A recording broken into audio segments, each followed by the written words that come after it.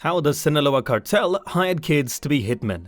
In case you think Mexico's drug cartels have sunk to the lowest possible level, a new report details how they use children under 11 to commit their murders.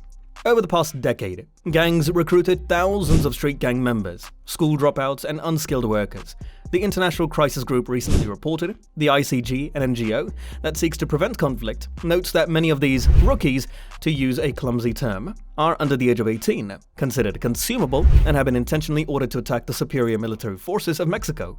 Want to know about it in detail? Well, stay tuned until the end. Hello everyone, welcome back to the channel. In this video, we will talk about how the Sinaloa Cartel hired kids to be hitmen. Meanwhile, subscribe to this channel and press the bell icon.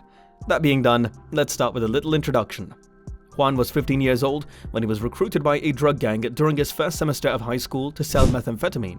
Less than a year later, older cartel members came to him after school with a new assignment. They gave him a gun and pictures of a rival cartel member selling drugs across the country. Their territory.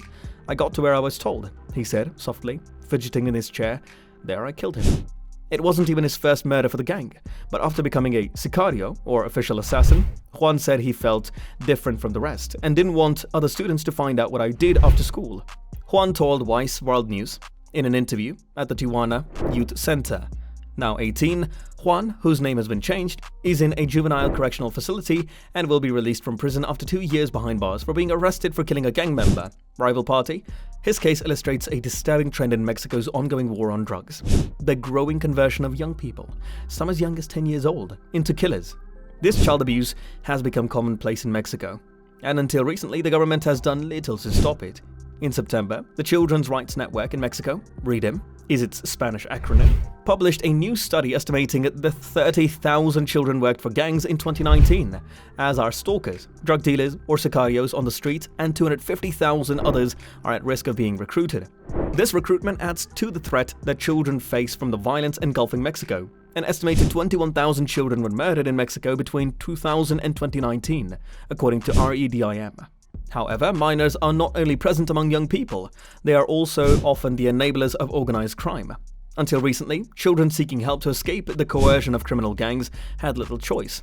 Tania Ramfrez, director of RIDEM, said, "Ultimately, most girls, boys, and young people employed could be saved along the way if they had a vision of improving their living conditions."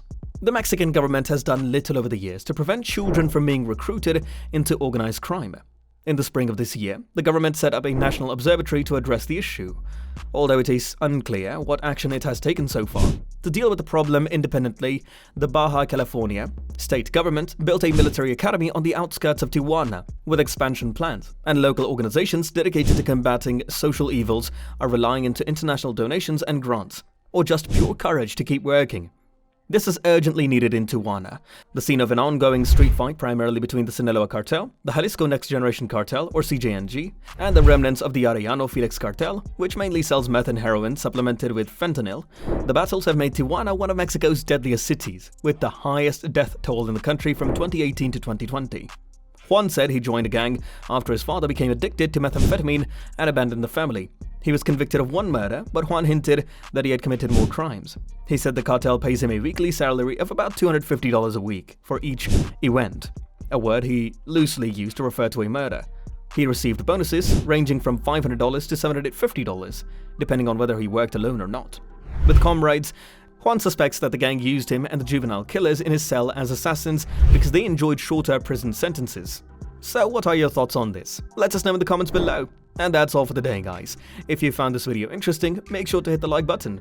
Also, subscribe to the channel and press the bell icon to never miss an update from us. Thank you for watching. We'll see you at the next one. Until then, peace.